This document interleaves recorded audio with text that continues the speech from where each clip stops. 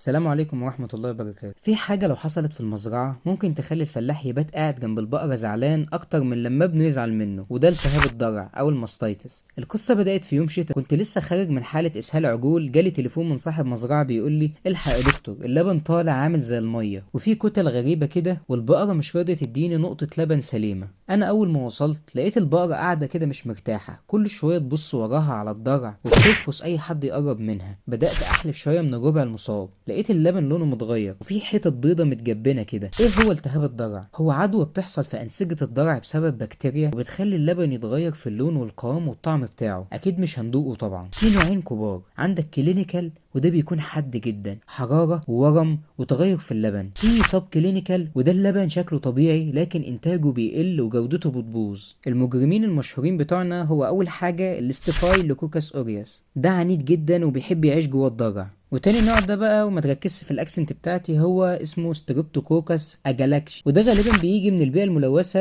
او الاشيرشيا كولاي. الاعراض اللي لاحظتها في الحالة دي هي ورم وسخونية في الربع المصاب، كمان اللبن فيه جلطات بيضة او دم، والحيوان بيبقى رافض ياكل كويس. كمان انتاج اللبن بينزل فجأة وبينزل بكمية كبيرة. التشخيص السريع في الفيلد في القصة دي انا مستنيتش كتير، جبت على طول CMT كاليفورنيا ماستيتس تيست، ودي جربت اللبن من كل ربع، والربع المصاب كان عامل لي زي الجيلي كده. على فكرة CMT دي زي كشف الموبايل المستعمل، دي بتبين لك كل العيوب المستخبية. العلاج بالاسلوب المصري الواقعي اللي موجود في الفيلد، بنحط اول حاجة انترامامري تيوب، ودي تيوب كده بتخش جوه الضرع. بنستخدم ماستي جيت او تترا دلتا، دي مرة كل 12 ساعة في الربع المصاب لمدة 3 ايام، والجرعة بتكون على حسب الوزن، بس غالبا بتكون 1 مللي لكل 10 كيلو جرام. كمان بندي مضادات التهاب وخافض للحرارة زي الفلونكسين اللي هو الفينادين، ده بيخفف الألم والالتهابات. وبنعمل شوية حاجات تانية إضافية، زي إن أنا بعمل حلب متكرر علشان أخرج اللبن المصاب. كمان بعمل تنظيف للضرع قبل وبعد الحلب عن طريق الديبنج اللي هو التغطيس. طبعا هنقول إن الوقاية أهم بكتير وأرخص من العلاج. لازم أعمل تعقيم للأدوات قبل وبعد الحلب، كمان أحلب البقر السليم قبل المصاب، كمان أعمل مكافحة للدبان والحشرات اللي ممكن تنقل الحاجات دي. كمان بعمل فحص لضرع أي بقرة جديدة